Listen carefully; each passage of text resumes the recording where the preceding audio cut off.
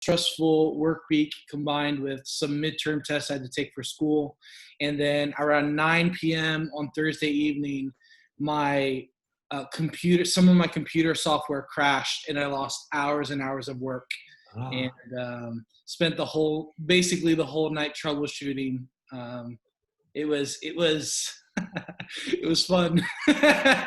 Oh boy, I hate that. I think we've all experienced that many times. When it's happened to me, I've lost the joy of Jesus when that's happened to me. Okay? Yeah.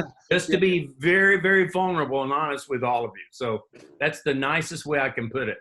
As did I. Good. Several others of you. I had like an unexpected career change last year and taught school for the first time over the last year. And so this was my first week of totally being done with school and now having like no job right now, which I have not experienced in a very long time. And so it's just a really strange transition to try to figure out what the next couple of months look like and to be intentional with them. But it was kind of nice, but it's also just that unrest of not having stuff to do every day. Like that's just the pressure, the timely things, and it's just interesting. Yeah. Great.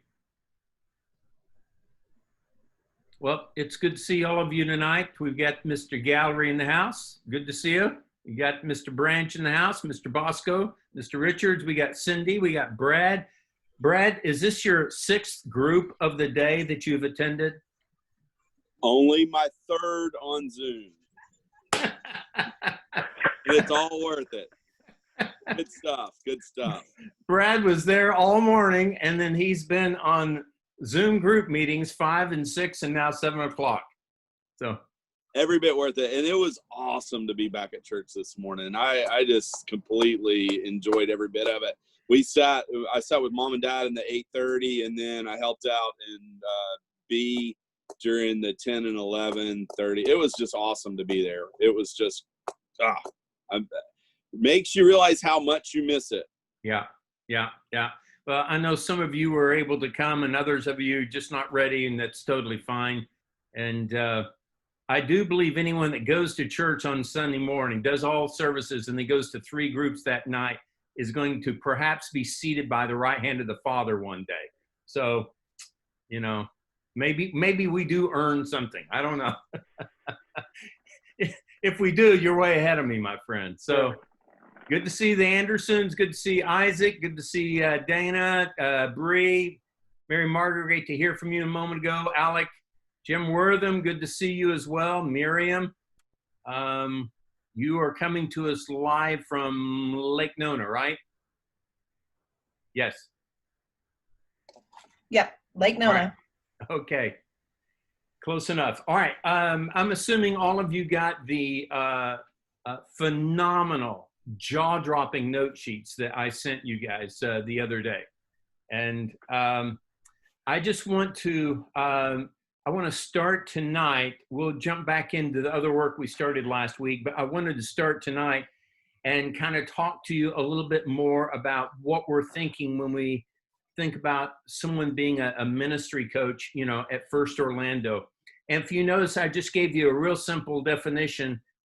I don't know if it can get much simpler than this, but to us and to myself, a ministry coach, at First Orlando needs to be able to do to and for their group life leaders whatever you want them doing to and for their members. So just thinking about those that you're going to be coaching in the future, the way you want them to pastor, shepherd, teach, disciple, help encourage other people in their walk with Jesus. That's the way I want you thinking about this is what life group leaders are needing. Most small group leaders throughout the planet rarely get invested in on a regular basis themselves, or it's usually dependent upon a staff person. And in our situation, that would be a little bit daunting, seeing as last count before we went into March Madness of the virus, I think we had 330 some odd groups. So for me to be able to care for all those people would be far beyond impossible. That's why I've assembled just a fantastic team. But I want us training all of you and some others to also help us in this whole endeavor.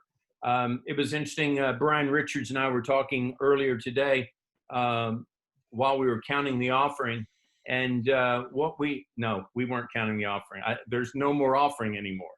But anyway, we were talking earlier today. He was talking about, Brian, didn't you tell me you have like 16 people in your group, and it's next to impossible to care just even for 16. Nevertheless, if you got 20 or 30 or 40 in your group, right? Yeah. So this is the real simple way of understanding, what we'd like to see you guys do, where we want to envision you, equip you to do that for other people. And I've just outlined 4 real simple practices that we're going to invite you into. We're going to work with you on. Many of these things are already super intuitive, and you already have a lot of experience in them. A few others we'll just fine tune just the equipping that needs to happen. So first of all, to meet monthly, either by phone or in person, with each group leader you're responsible for. As much as all of us use email and text and all that, we appreciate what it's good for. We don't think it's all that good for relationship building and really providing care and support and encouragement. And so we want to encourage you to do that by phone or in person, if possible. We understand some of that is still going to, it appears, remain challenging the next several months, but hopefully soon that'll get easier and easier. The second thing is we want you to be able to facilitate, for all the group leaders, whether it's 2, 3, 4, 5, that you end up being responsible for, which, by the way, we're going to let you guide us as to what you feel like your capacity is. In terms, it has nothing to do with your spirituality, has nothing to do with your level of leadership. It just has to do with how much time you have available and how much, care capacity that you have, available. So, we would like to see you take on at least 2 people. I don't think, unless you've got very unusual circumstances, we're not going to, we don't think you should be having more than 4 or 5. Unless you're no longer leading a life group and this is your primary deal there. So what we want you to do is be able to facilitate the training of the group leaders you're responsible for in the 5 primary practices of every group leader. And most of you have seen the material that I had us produce last year. We have both a series of videos as well as a PDF called FBO Leadership Training 101. And Cindy, since you're on the call, can you just make a note, please? Let's send out a fresh copy and links to all those videos to everyone that's here tonight, as well as those that are sitting in the middle of a storm right now and can't be with us. Okay? So these are 5 simple practices. I've talked about them on several occasions. Some of them, again, some of these will be very intuitive to you, and then others of you will just kind of have to brush up your skill set around it. But the reason why I had us create kind of like this, these core 5 things around Leadership 101 is we think it's going to be easy to reproduce this over the next several years. What we're interested in these days is having at least a 3-generational effect, both in our discipleship and our leadership, and being able to train and equip people with simple enough tools they can turn around and replicate it with other people. So that's the big idea there. Number 3, just master the usage of the primary coaching questions that you can use with group leaders. We'll provide those to you later, and we'll talk more in depth about those. In fact, I may even lead with that next week. But they are questions as simple as, like, there are 5 or 6 questions that I've used for decades in coaching leaders, both local leaders and global leaders. And I'll give you a couple examples of them. For example, I always basically begin with, tell me, are you thriving or surviving these days in your life? Does your soul feel healthy today? Or does it feel unhealthy? Why is that? And of course, I'll usually lead with some examples out of my own soul, my own life. I want to first and foremost care for people as human beings before the human doing side. And so that's extremely high value for us in group life leadership around here at First Orlando. And then we'll ask several other questions like, what's something that's going on in your group right now that I can celebrate with you? Another one will be, what is something that right now it feels like an obstacle? It's a blockage to everything you sense God's wanting to see happen with your group. My next question would be, so what are you currently doing about it? Notice I'm not jumping onto the problem solving. I'm saying, what have you already thought through and or done? And what's that been like? Then I will say, here are a couple other things you might think about. Then at the end, I want to be able to know how to pray for them. I want us to pray for one another. So that's just a real simple, quick skinny and rundown around those coaching questions. The fourth thing is to be able to assess the health of the groups they're responsible for. And we created a real simple assessment sheet last year. And I think it's a part of the Leadership Training 101. We'll have to, Cindy, let's make sure I go back and make sure that that's in there. But what we do is we help you meet with your life group leaders, your coaching around what's the health of the individuals and the group itself around the up, in, and out patterns of Jesus. Again, I want to keep it simple. I want to keep it extremely, extremely practical. And you can just skim the surface with these tools, or you can go 80 feet below the water line, in depth on it. So let me come up for air right there. Tell me what's resonating with you, what's confusing to you as I talk about just the simple definition of a ministry coach and these 4 practices. Talk to me. David, it's Andrew. Yep. Those coaching questions that you just rattled off, they're really good. Can you provide us a list at a later time, maybe through Cindy or something? Yes. If you will double down in your tithe, I will send it to you. Okay?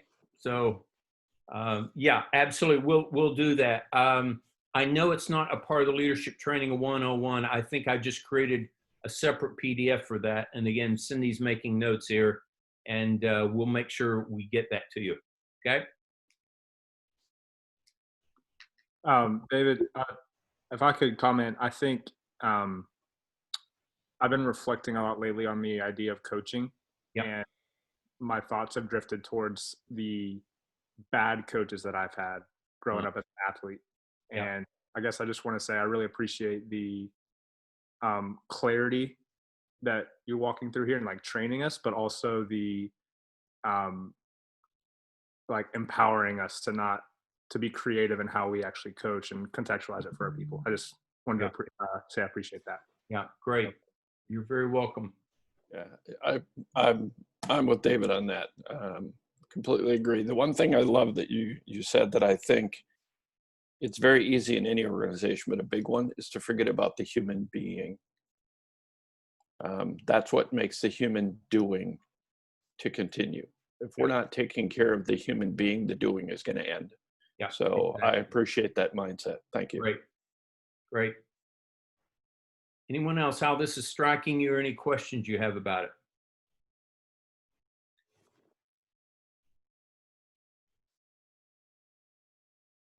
Okay, let's pick up where we left off last week. Did any of you put in any more time where either working on it or reflecting on just your high points and your hard times, and then that lifeline and trying to figure out maybe some chapter divisions in it? Alex got his ready. Okay, good.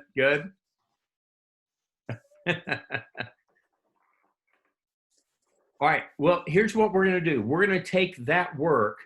So when we talk about the lifeline, again, I know what you, let me just pull this up here real quick. So this is the lifeline worksheet that I had you working on last week. that lists the high points and the hard times. Last week, we also, a number of us shared with one another several of those high points, several of those hard times. I ask you to then put it on a lifeline in chronological order. And what we're going to do tonight is we're basically going to create like chapter divisions, okay, at certain junctures of your lifeline. It might be something as simple as maybe you have one or two things that happened to you prior to the age of 18. So maybe your first chapter is going to be during, ages 0 to 18. Maybe you had a couple of significant things happen in your 20s. Maybe my second chapter, second division line, I'll show you how to do maybe between the age of, 19 and 30 or 35. So you're going to be the one that will be able to, really determine what's the best thing for you in that. And the way we're going to really kind of tackle all this is just by introducing you to another new tool tonight called the Life Discovery Grid that I attached to the PDF that I prepared for you. And the Life Discovery Grid, again, I'd like for you to just make a couple of notes on this. To me, this Life Discovery Grid is a real simple tool that's designed to reveal important patterns in your life. That's its purpose. It's to reveal important patterns that are going on in your life. It's intended to further stimulate both your God awareness and your self-awareness in simple, practical, tangible ways. I'm amazed at how many times over the years I've asked really serious Christ followers and Christ following leaders to tell me about the activity of God in your life. And I will get a story from 30 years ago. And I'm like, well, what's he been up to? Has he been at work at all in the last year or 2 or 3, Or have you kind of seen a pattern in some of those kinds of things? So this grid can really help us, first of all, in our own reflection, and then being able to help others process this. And I'll just remind you again, this is intended to, first of all, help you. This is why I want you to gain some personal experience, as well as I want us sharing with each other based upon that. That will further build relationship with us. And then I want you to learn how to do this with the group leaders, the life group leaders that you'll be coaching in the future. And you'll be able to utilize everything, all parts of this, or just certain parts that you think would be most applicable to your leaders, all right? So this Life Discovery Grid can really create a structured process for building community within a group. When a group begins to understand and hear one another and all the different things that God's been up to over the whole arc of their story, that provides brand new ways for me to feel affinity, feel close to you, feel compassion for you, have an understanding and acceptance of you, as well as how to know how to pray for you, okay? When someone asks me to give them some, guidance in some important life decision they're making, very often I'm just going to refer back to, well, let's look at what have been the chapters of your life, what have been the patterns, and let's see how this might fit into all of that. So also a Life Discovery Grid can really bring people to a greater awareness of, what God's been up to in them, as well as just an intensity, to really follow the Lord. But the primary focus of this grid, you may initially at first blink think the primary focus of this is you, but it's not. If you notice the way we've designed this, the primary focus of it is God, where it allows you to really reflect on God's goodness in your life, God's grace in your life, and then be able to see how that goodness and grace is reflected in different ways in each one of our stories. Then the secondary purpose is you. What I've been saying, what God's been up to, what does it look like he's been preparing you for? Let me just use Jim Wortham as an example of this, since he is a fantastic leader in our midst, and recently celebrated his 51st birthday. So while Jim has been through a lot, and God has used him in phenomenal ways over the years, and he's been fantastic in investing in the lives of people, both he and Pat making a difference in their lives. I think that even up through now, where Jim is, I believe God's prepared Jim for the next thing that God wants him really being a difference maker in. So to me, it's not a matter of my looking back when I'm 30 and seeing how God's prepared me, or when I'm in my 40s. It's each stage, each season, each chapter of my life. All right. So the Life Discovery Grid is just this blank grid for you to record specific people and events on, where I'm going to ask you to divide your whole life into either 4 or 5, maybe, if you're older, maybe up to 6 chapters of your life. And they're going to be up to whatever you think are the natural, dividing points. And I kind of gave you some examples of that a while ago. All right. So let's, how do I want to do this? Let's go back to your lifeline for just a moment. Pull that out. So where can you create a chapter in your story? Where can you break your story into 5 distinct chapters? Where would they be? Okay. So again, I mentioned if you had a significant event that happened before the age of 18, then maybe the first chapter might be 0 to 18. Second chapter maybe, takes you through your 20s and into your first professional season, or perhaps, in your marriage or family. Another way is just thinking about what have been the natural big life transitions that you've been through so far. So that's another layer of interpretation that you can look at that with. All right. So I want to give you just a moment and see if you just kind of can't create a chapter 1 or season 1, chapter 2, chapter 3, chapter 4 of your life.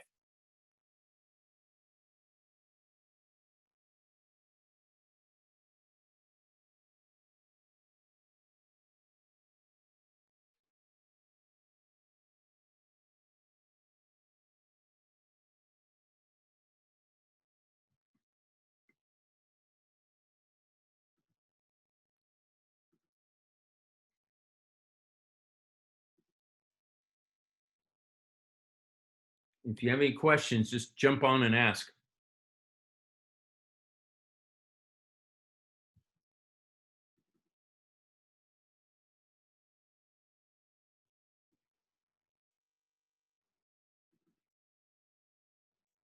So again, if you're having any trouble, for example, I might draw a line straight down here, under salvation. Then I may draw a line right here as a second chapter of my life, and right here, based upon what the events were and how they occurred.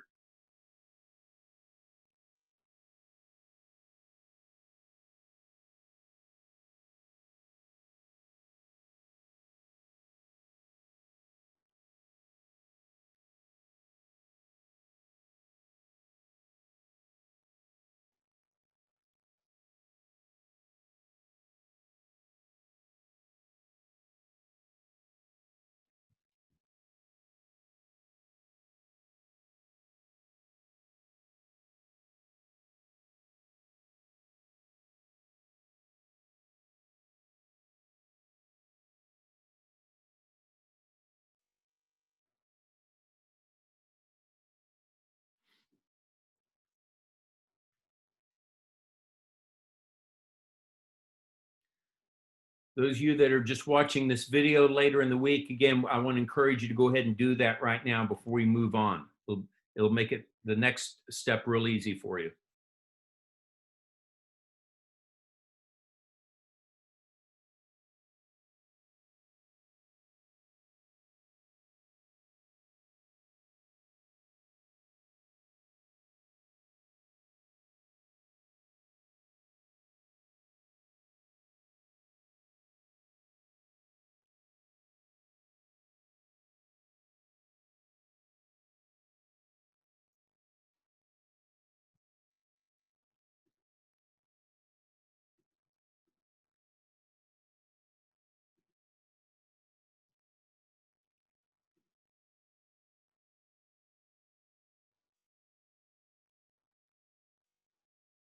You need another minute?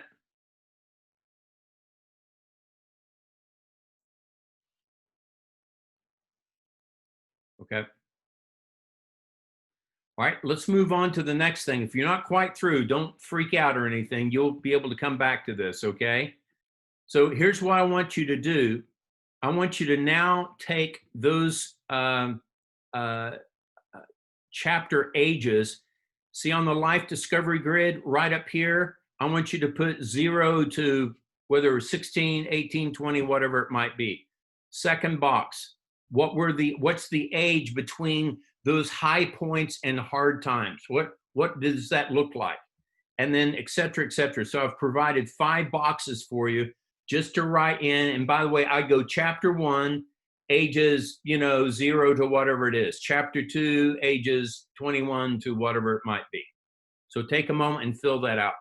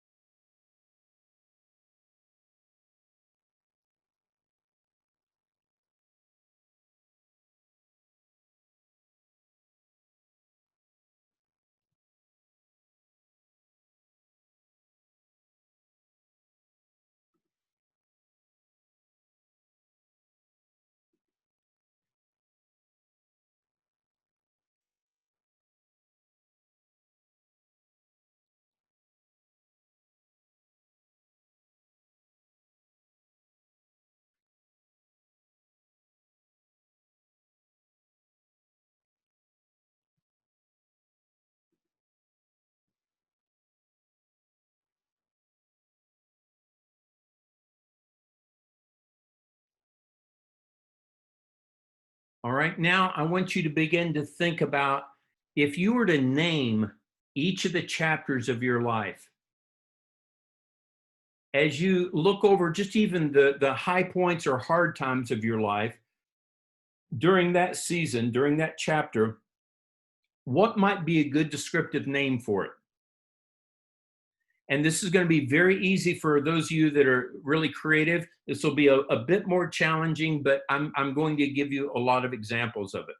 So here's an example of a friend of mine, Dave Rhodes. So he put his first chapter of his life was around, he called it blueprint. Second chapter, foundation.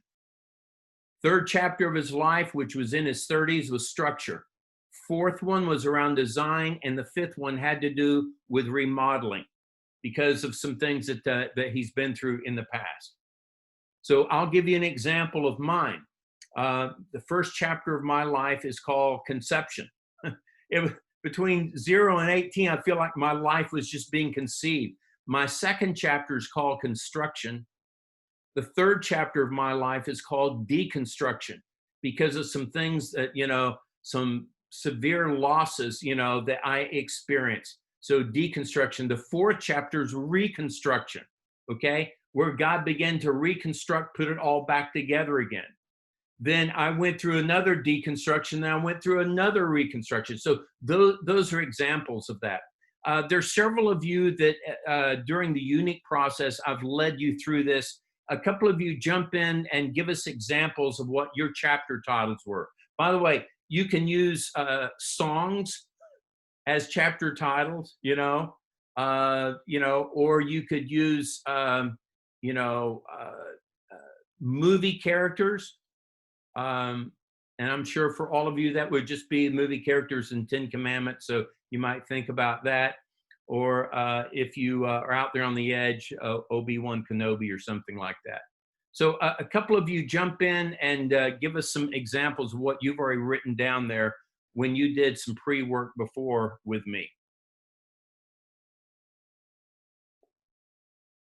Mine are Disney rides. So 0 to 15 is Journey into Imagination with Figment, the worst ride at Walt Disney World. 16 to 22 is the teacups. They just keep spinning around and around doing the same thing over and again. And then 23 to present is Expedition Everest. Okay. Great. Love it. Boy, that's really creative. And by the way, the goal isn't to be more creative than the last person or the next person. All right. Dana, let me ask you, did you come up with those right away when I first walked you through this process, or over time it kind of got clearer and clearer to you? I come up with nothing right away. I'm an internal processor with like a 24-hour turnaround. Okay. Fair enough. Okay, good. Mine are basketball players, David. Okay. About 0 to 14 is Zion Williamson, because I'm a rookie who's overhyped.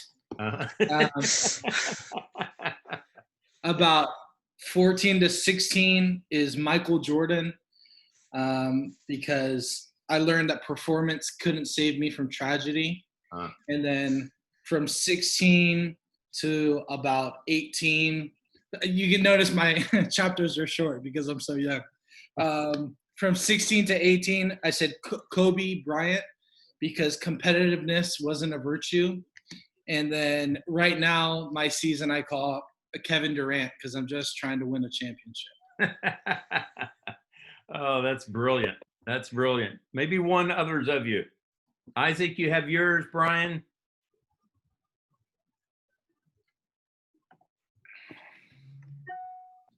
Mine are still a work in progress. Okay. This creative type of mind still has 0 to 17, with about 17 scratched outs because it's not good enough, because that's what happens.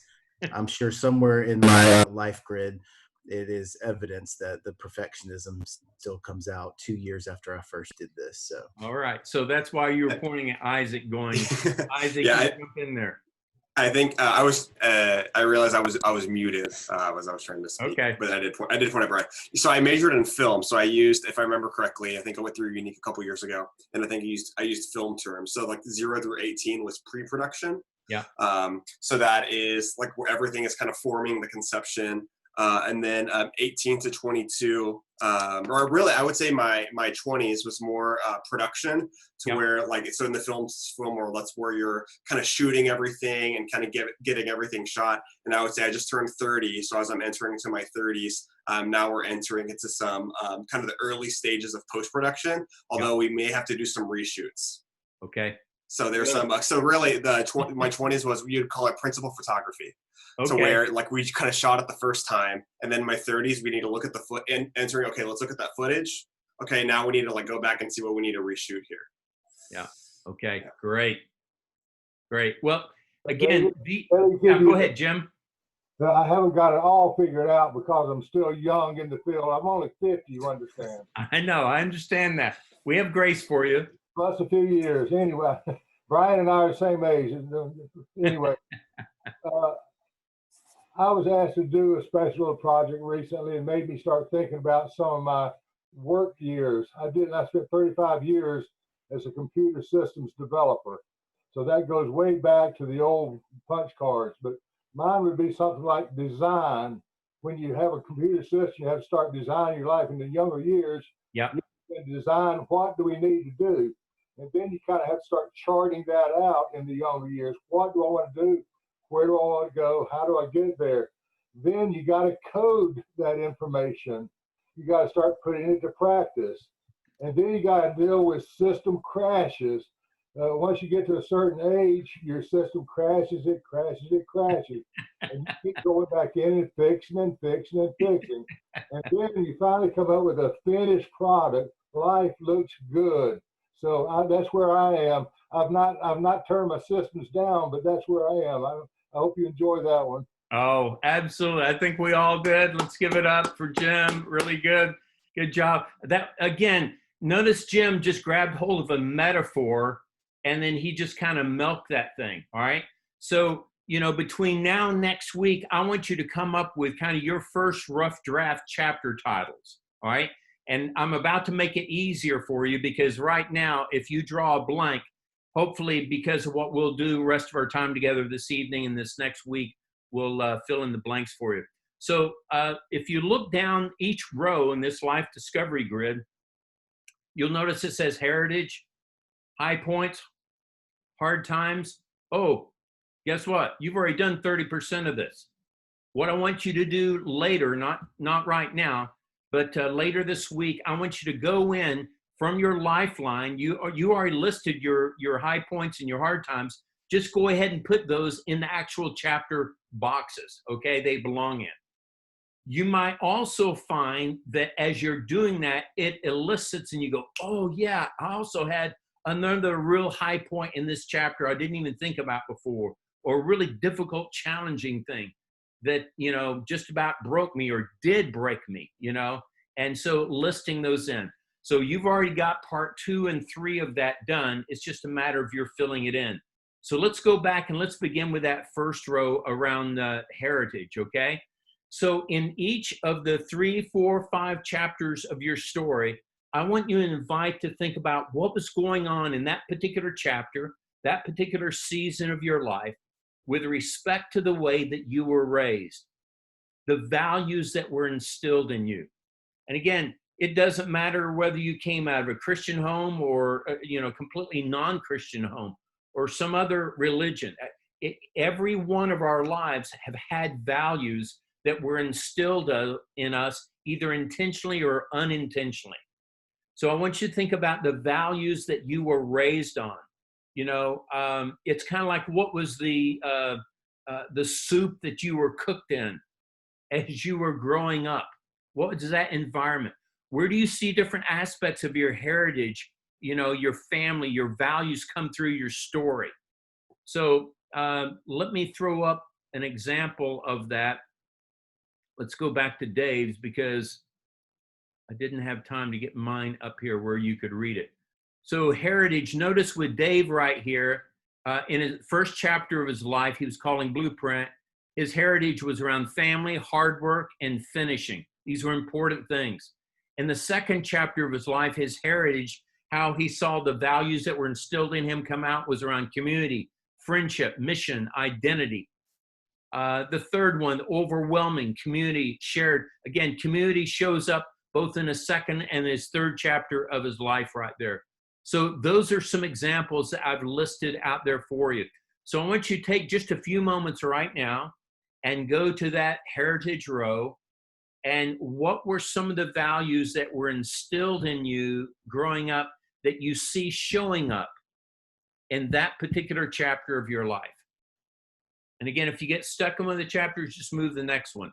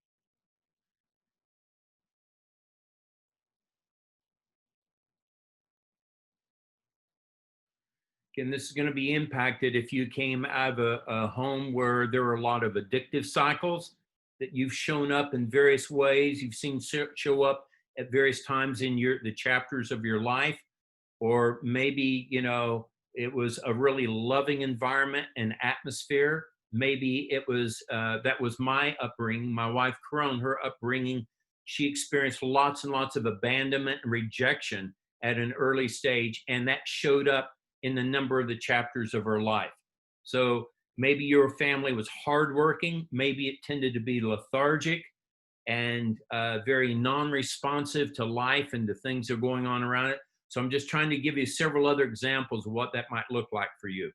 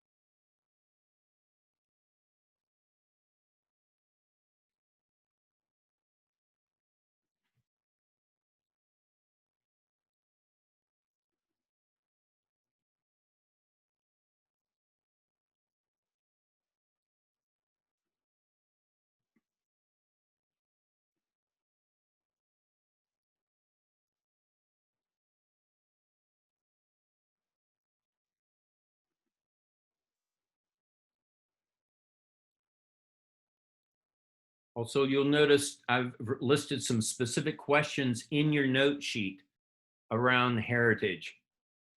What was the cultural, ethnic, geographical factors that may have influenced you? Like I was brought up in small towns in Oklahoma. I was born in Texas, brought up in Oklahoma in the formative stages of my life. That really impacted me living in small towns. What financial factors influenced you that your family was going through? My father was constantly wrestling with financial issues.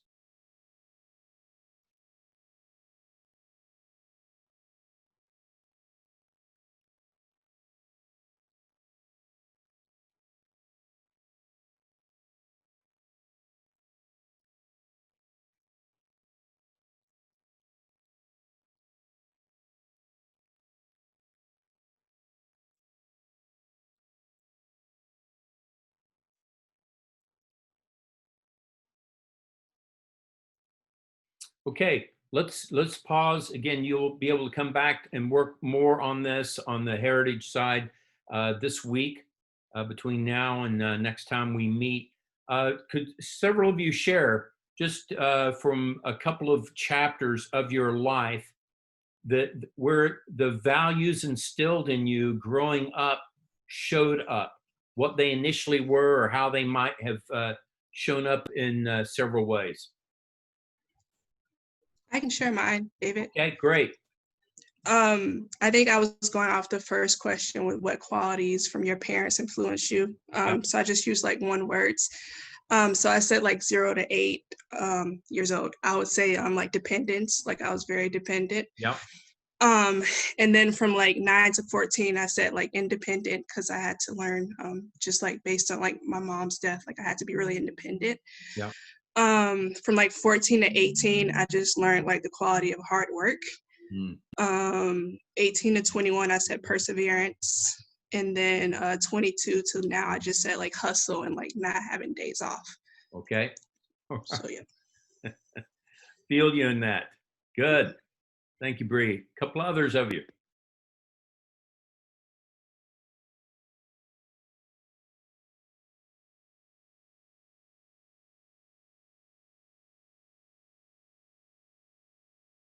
Andrew, what you got? I'm gonna start calling on some of you.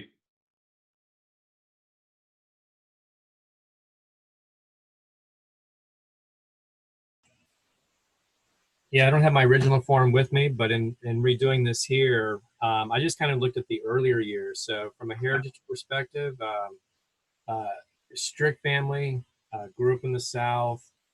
Some of the high points, I got training here just from extended relatives in the Boy Scouts, did sports, I had coaches and things like that along the way. Hard times, just trying to learn. I just, through adoption, you kind of learn to do things on your own, so to speak. Wow. Hand to God. My neighbors were believers, and so they were influential in inviting us as kids to join or to go to church with them. So I saw a lot of change there. And as far as heroes, again, just looking at the Scouts and the sports, I had a lot of guys, adults that I've looked up to since my father died at an early age, or for me at an early age. So that's kind of look at it from a base point and then going forward from there. Okay, great. We hadn't gotten to a couple of those others, but you're already there. So that's terrific. All right, let's, how about Mr. A couple of things. Go ahead. Of course, I think salvation, of course, is very important. But number one, how is God going to use that throughout your life? Yeah. And since I'm 51, I'm going to throw that back at you. I love it. So we were able to raise our family. I was raised in a Christian family.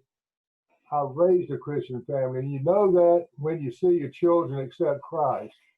But then when you see your grandchildren walk that same path, you know that God is in control. And there's nothing better than to be able to baptize your grandchildren into into a Christian atmosphere and environment. So it's really neat to see that God has used me to help develop that. And then when you can see other family members maybe looking at things you did, in-laws and things like that, and have a salvation experience out of that, that just really sets the point that God is using you for something. Yeah. Yeah. Great. Really good, Jim. Hey, David, can I add Really one thing? good look at those patterns. Brian? I was just going to say, one of the things, looking back at what I wrote originally and some other things I jotted down, how much in the heritage section was good, but also when I wasn't healthy in my thinking, didn't have the best effect on my own life. So when I grew up in a house of excellence and a house of strong commitment and faithfulness and loyalty, that drove me in an unhealthy way towards people pleasing and perfectionism. And so now that I'm raising my own kids, I look back and realize there's a lot of things that change when you start raising your own kids, and you realize mom and dad weren't dumb and you didn't know everything at 16. But I start seeing some of those patterns again, that what was instilled in me, I want to try to protect my girls from taking it in a bad direction. And I don't want to impose on them perfectionism as much as I want them to see excellence and want to achieve and do well. But I don't want to push them or allow them to feel like they have to move towards perfectionism, if that makes sense. So the good and the bad of those wonderful qualities based on how I live those out. Yeah. Yeah. Well, Brian, I think you're giving some really good examples of some of those things you recognize now were great virtues in your life, but there's a shadow side to every gift. Every good gift, there's a shadow side to it, and it can come out in other ways. So to me, you gave several really good examples of that. So that's the way I want all of us to think. All right, let's move down to the 1, 2, 3, the fourth row where it says hand of God. I want you to just think about, when have you had these God moments, the whispers of God, the appointments of God in your life? Where have there been supernatural experiences or encounters or something like that, or some great revelation from God? Like, the first chapter of my life, 0-18, I committed my life to Christ when I was 6. I can still remember being baptized to this day. I'm like Jim, I'm 51 now. And so it's amazing. I can still look back and remember that. I remember at the age of 9, I felt like I was supposed to become a pastor. And so I started a preaching class at the age of 9. I didn't go to one. I started one for my friends. And how I got them there is I bribed them. Literally, I bought all of them soft drinks every time they would come to this preaching class. At the age of 9, you can tell I was already losing my marbles right there, okay? And so those are some examples. In the second chapter of my life, part of the hand of God was I lost all faith in God. I didn't belong. I didn't believe any longer in God, which I decided to break this to my parents. The first year I got back from college, it was for Christmas dinner. And again, my dad was a pastor, and my dad asked me to pray over the Christmas meal. I went, Dad, I don't think I can because I no longer believe in God. That was not a happy Christmas at all. There was no Merry Christmas to that. So I think I scarred he and my mom for quite a few years. You were like, Happy Kwanzaa. I know, exactly. Yeah. But then 2 years later, I was a student over at the University of South Florida in Tampa. A couple of years later, I had a dramatic, intimate encounter with the Lord that really marked the rest of my life. And there are some details to that. So those are some examples of just where has there been the hand of God in your life, where there have been these special spiritual moments or revelation or healing or touch from God or word from God, that kind of deal. So take just a few moments and write those out. In each of the chapters, where do you remember something like that?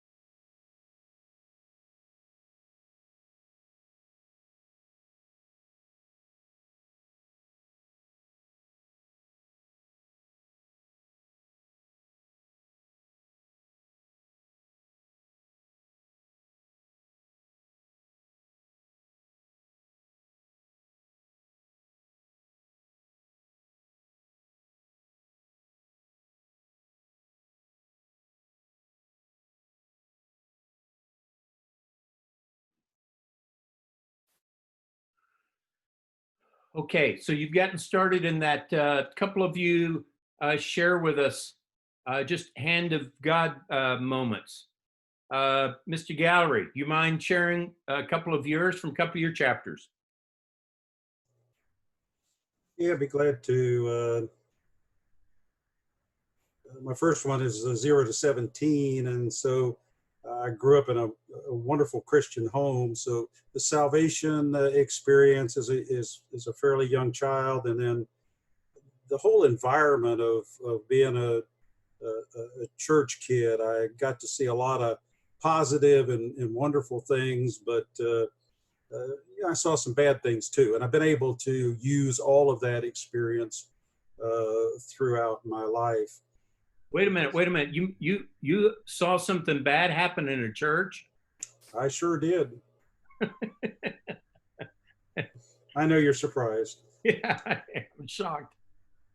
In the second chapter, I'd put down a person in my life, and now I realize that I probably need to slide him down to heroes. But I was introduced to a pastor that really profoundly impacted me. And it was during this time also that I felt a call to seminary and participated in that. And then just the third chapter, and I'll leave it at that, the experience of going on a mission trip to South Korea, the first time on a trip, first time to Asia. Yeah. My world just expanded and blew up in terms of how God's people are everywhere and how I needed to change my thinking. Yeah. Those are fantastic examples. Yeah, really good, really good. Any examples Anderson household wants to share with us? Sure. So I don't have creative titles yet, but in the 0 to 20 range, I as well grew up in a Christian home and accepted Christ at an early age. And as you talked about remembering being baptized, I very distinctly remember the pastor, me telling my parents I wanted to be baptized, and the pastor coming to our house and sitting down, having a talk with me, making sure I understood what it really meant to be saved, and that I had made that commitment to Christ, and then understood the purpose of baptism. So I remember that whole experience. Moving on to near the end of that chapter, 19 years old, heading into college, got all the plans that, a college guy's making. And then I got hit by the 2x4 news that I had cancer, and had the realization that I was making plans without consulting God. And, that really woke me up, certainly saw God's hand through the whole experience going through all the, surgery and treatments and everything. But the main thing I learned there was that I needed to, not make plans on my own, but be seeking where God wanted me to go. Yeah. Moving into my 20s, going off to college, I had grown up in a very small town where basically my sister and I were the youth group. And so I thought I was kind of unique, this one guy that believed in God.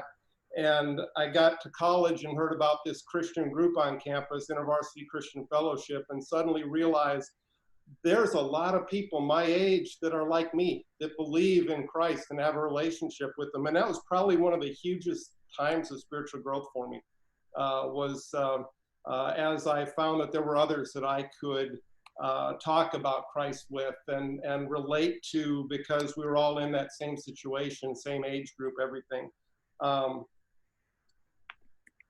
I've got a number of others. I know time is short, but I think most recently, just seeing God as our provider. 2 years ago, there was a situation at work where I was faced with either taking a lesser position or being laid off. Allison and I prayed through the weekend that we had to make that decision, and felt like God said, take the lesser position, I'm going to provide for you. The past 2 years, I describe it as a loaves and fishes experience.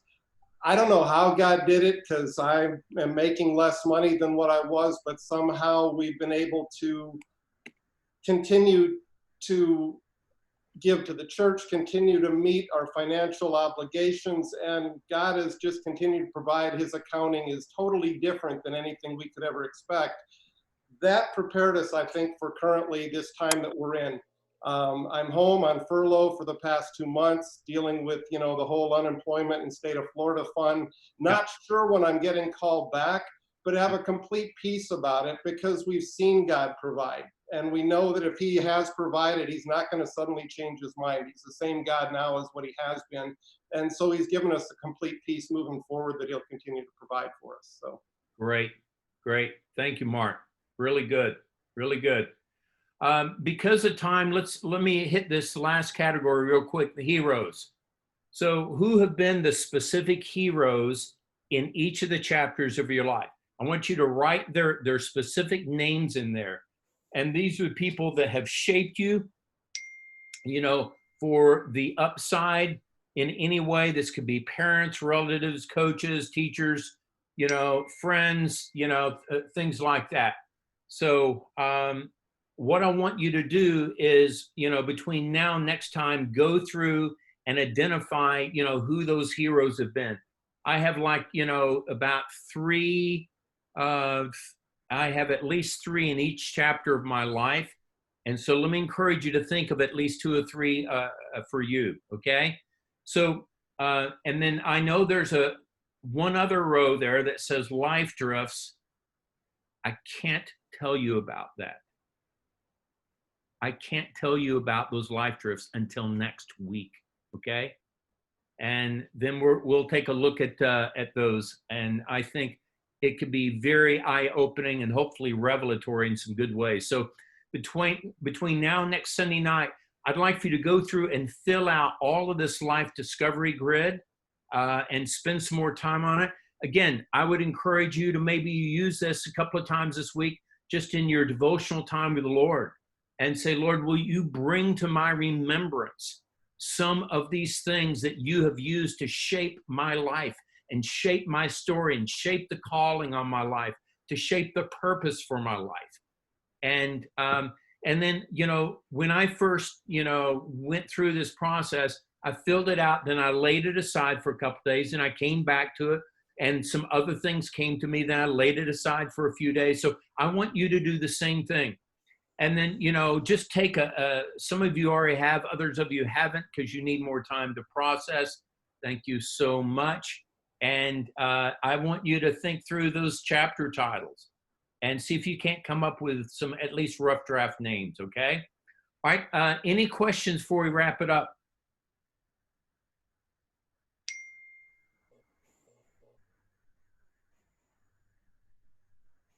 Okay, good being with you guys tonight.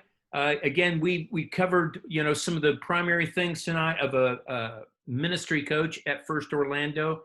And I hope you're seeing more and more with this tool, a couple of these tools I'm giving you, what it would look like to do something like this, even with a life group leader or several of them that you're coaching, and being able to get down into even more the depths of the story and be able to celebrate those things, be able to mourn some of those things, be able to pray for some of those things.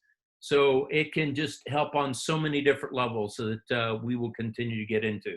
Okay, good being with all of you. Look forward to seeing you next week. Bye-bye.